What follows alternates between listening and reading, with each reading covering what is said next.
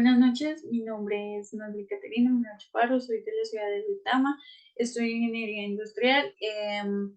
Mi código es 1052-412-533. Bueno, a continuación voy a hablar sobre los conceptos propuestos en la actividad.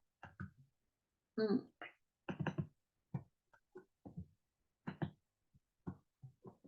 Bueno, pues para empezar hablaremos sobre el periodo, frecuencia y fase de amplitud de la señal de corriente alternativa. Bueno, el periodo de la señal de corriente alternativa es el tiempo que tarda en completar un ciclo completo de oscilación. Esto se mide en segundos y se representa con la letra T. El inverso del periodo es la frecuencia, es decir, el periodo es igual a 1 sobre la frecuencia. La frecuencia de una señal de corriente alternativa indica la cantidad de ciclos completos que ocurren en un segundo. Se mide en hercios y se representa con la letra F.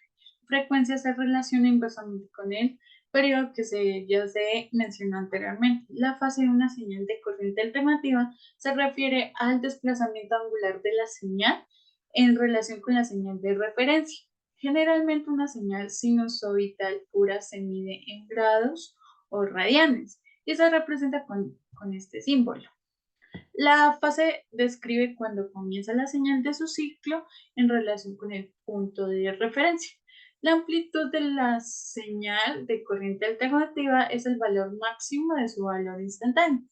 Representa la magnitud máxima de la señal desde su punto de equilibrio. Se mide en unidades relevantes como los voltios para señales de tensión o amperios para señales de corriente. La amplitud se representa con la letra A. El valor medio y eficaz, RMS. Bueno, el valor medio de la señal de corriente alternativa es simplemente el promedio de todos los valores instantáneos de la señal en un ciclo completo. Matemáticamente se calcula sumando todos los valores instantáneos en un ciclo y dividiéndolos por el número de valores en ese ciclo. El valor medio se denota como V medio.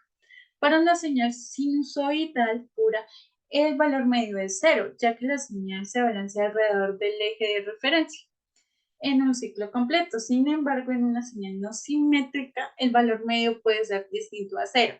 El valor eficaz, también conocido como RMS o root mean square, de una señal de corriente alternativa es un valor que representa la magnitud efectiva de la señal en términos de una señal continua de corriente o tensión que produciría la misma disipación de potencia en una carga resistiva. Matemáticamente, el valor eficaz se calcula tomando la raíz cuadrada del promedio de los cuadrados de los valores instantáneos de la señal de un ciclo completo. Se denota como BRMS o IRMS para corriente. Para la señal sinusoidal pura, el valor eficaz se relaciona con la amplitud de la señal de la siguiente manera. BRMS es igual a la amplitud sobre raíz cuadrada de 2 para una señal de tensión sinusoidal. Y RMS es igual a la amplitud sobre raíz cuadrada de 2 para una señal de corriente sinusoidal. Es importante destacar que el valor eficaz proporciona una forma conveniente para comparar señales de corriente alternativas con señales de corriente o tensión continua, ya que indica el nivel de potencia equivalente. La zona Zener se refiere a una región específica de la curva característica del voltaje corriente de un diodo Zener. Cuando está polarizando en inverso, es decir, que se aplica un voltaje inverso suficiente a través del diodo Zener para hacerlo entrar en conducción en inverso. El diodo Zener es un tipo especial de diodo diseñado para operar en esta región de manera controlada y mantener un voltaje constante a través de él, incluso cuando se somete a cambios en la corriente inversa. Bueno, la característica más importante de un diodo Zener es su voltaje, Zener, que se denota como VZ. Cuando se aplica un voltaje inverso mayor o igual al voltaje Zener, el diodo Zener entra en conducción en inversa y mantiene un voltaje constante A el voltaje Zener a través de él, independientemente de las variaciones de la corriente inversa.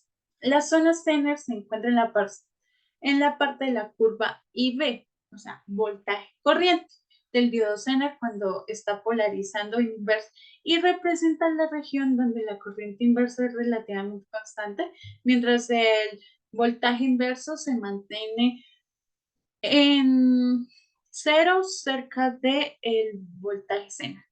Esto es útil para aplicaciones donde se necesita mantener un voltaje constante a pesar de las variaciones en la corriente o la carga, como en reguladores de voltaje Zener o fuentes de referencia.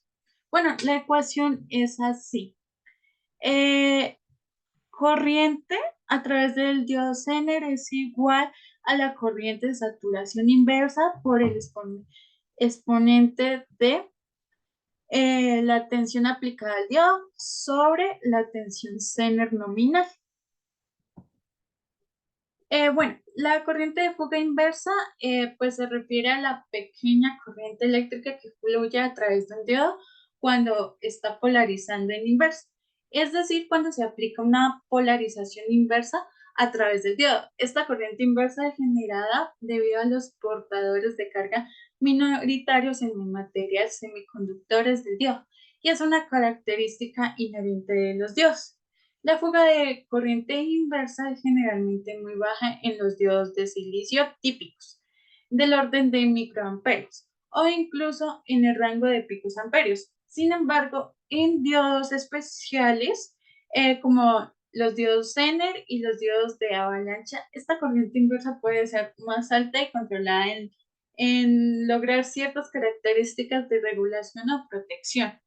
Es importante tener en cuenta que la corriente de fuga inversa es indeseable en muchas aplicaciones electrónicas, ya que puede producir errores en los circuitos o consumir energía de manera no deseada. Por lo tanto, en la mayoría de los casos se seleccionan diodos que tengan una corriente de fuga inversa muy baja.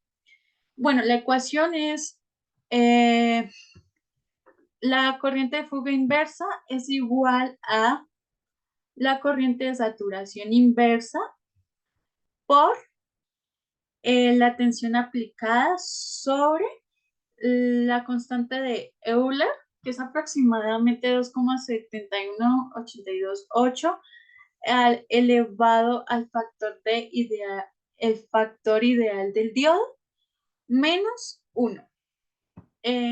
Bueno, esta es mi presentación. Espero que haya sido clara y que se haya entendido. Gracias por su atención.